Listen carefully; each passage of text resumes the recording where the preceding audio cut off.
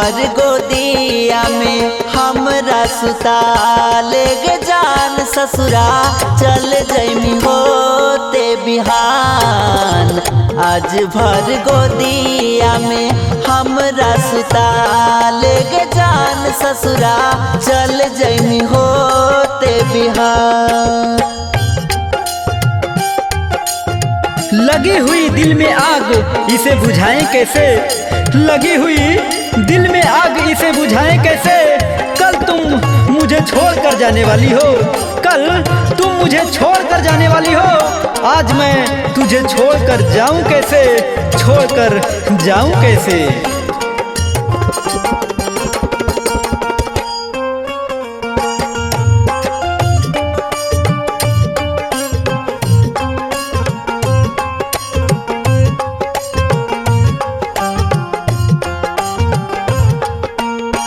हालियो न हम जान तोर तकदीर में, इहे लिखल को विधाता हाथ के लकीर में।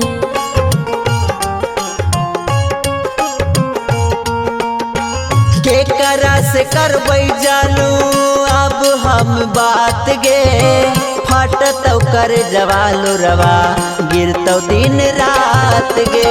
घर परिवार जानू करे जाहो सदिया, कोनो न बुझो हमार दिल के दर्दिया, दिल के दर्दिया। आज भर गोदिया में हमरा सुता लेके जान ससुरा चल जैमी होते बिहान। आज भर गोदिया में हमरा सुता लेके जान ससुरा चल जैमी होते बिहान। उनसे कुछ कहना था वो बात अधूरी रह गई, चांद सितारों से दूर हो गई वो रात अंधेरी रह गई। उनसे कुछ कहना था वो बात अधूरी रह गई, चांद सितारों से दूर हो गई वो रात अंधेरी रह गई। समय कुछ ऐसी थी, समय कुछ ऐसी थी, मुलाकात अधूरी रह गई, मुलाकात अधूरी रह गई।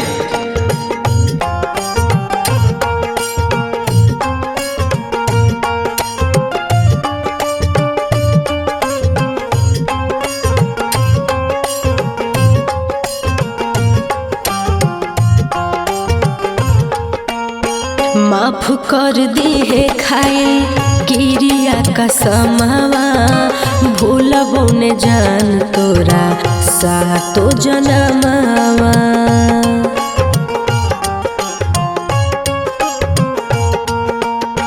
जो जोगे जान खुश रही ससुराल में, हमारा फंसा के अपन प्यार के जाल में। कोई सन दिनवा देखल भगवानवा, और धर्मेंद्र लागो दे दियो परानवा, दे दियो परानवा।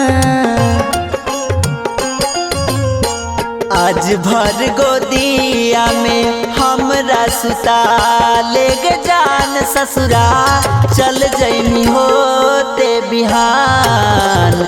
आज भर गोदिया में हमरा सुता लेके जान ससुरा चल जैमी होते बिहान।